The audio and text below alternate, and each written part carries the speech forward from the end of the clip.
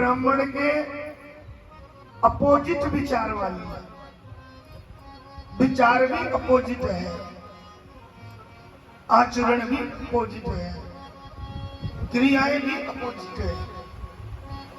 यानी जो जो सत्कर्म ब्राह्मण करता है धुंधली की उसमें कोई भी जरा सी भी कोई रुचि बोलो नहीं, वो साथ नहीं देती पति का धर्म कार्य। और ऐसी पत्नी जीवन में कभी श्रेष्ठ नहीं हो सकती। जब अपने पति का धर्म कार्य में साथ ना दे वो पत्नी कभी श्रेष्ठ नहीं हो सकती, अच्छी नहीं हो सकती।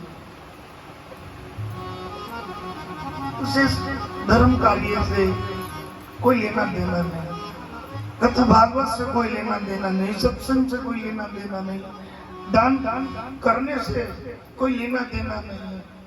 बस उसको खाने से मतलब है कि आज क्या बढ़िया क्या बनाया जाए, क्या खाया जाए, या पंडित जी स्वामी कहीं से कुछ बढ़िया मिला हो तो उसको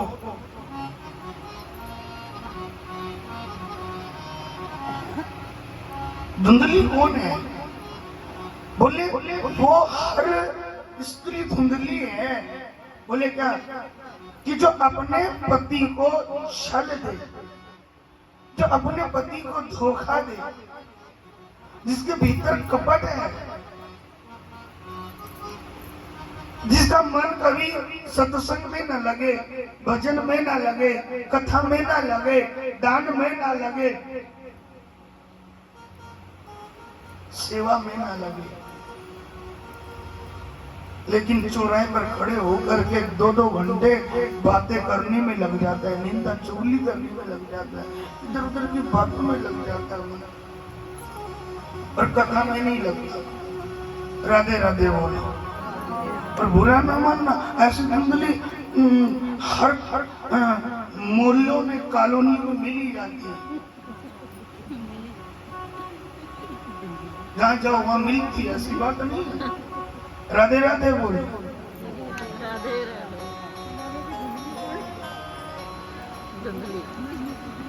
तो ये बहुत दुर्लभ संयोग होता है। अच्छा कई बार पत्नी बहुत धर्म कार्य करती है लेकिन पति को आपत्ति होती है, ऐसी जगह भी बहुत होती है। जैसे पत्नी को धर्म कार्य, जैसे श्रावण मास चलेगा, पत्नी ने जैसे नहाया धोई और जैसे जल का लोटा भर के चलने लगी तो पत्नी ने सुबह सुबह माथा गर्म कर लिया, उसे अच्छा नहीं लगता। कई बार ऐसे लोग भी होते हैं घर में, पत्नी अच्छा करे पति को बात आ नहीं है, और कई जगह ऐसा होता है पति अच्छा काम करते रहते धर्म कार्य, पत्नी कहती जब देखो वहाँ जब देखो, पत्नी को अच्छा नहीं लगता। लेकिन वो घर बड़ा सुंदर होता है जहाँ पत्नी भी धर्म कार्य करे और जहाँ पति भी धर्म कार्य करे। भागवत में ऐसे पति पत्नी के जोड़े को शिव पार्वती कहा गया है। बड़ा दुर्लभ संयोग होता है जहाँ दोनों के दोनों सत्संगी हो, भजन आनंदी हो, धर्मज्ञ हो, पुण्य आत्मा हो। इसलिए यहाँ धुंधली एकदम अपोजिट है। वो ब्राह्मण के घर में सब कुछ है, कोई कमी नहीं है। खाने को तो बहुत है लेकिन कोई खाने वाला घर में नहीं है। औलाद नहीं दी भगवान ने, संतान नहीं दी, बेटा नहीं कभी घर में, ना कोई बेटी है।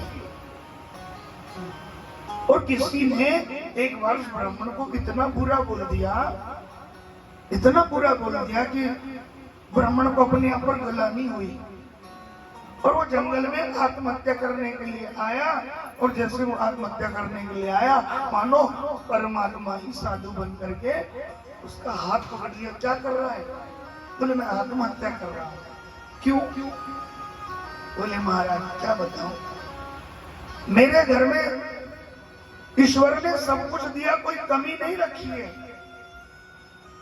खाने को बहुत है, खाने वाला कोई नहीं है। मेरे घर में कोई संतान नहीं, मेरे घर में कोई बेटा नहीं है। और मैंने सुना है, मैं और तो और क्या बताऊं,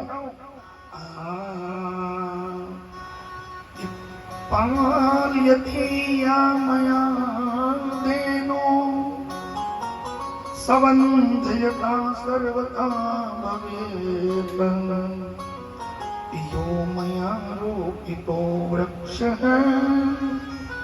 सो अपि बन्धतो मासेत्।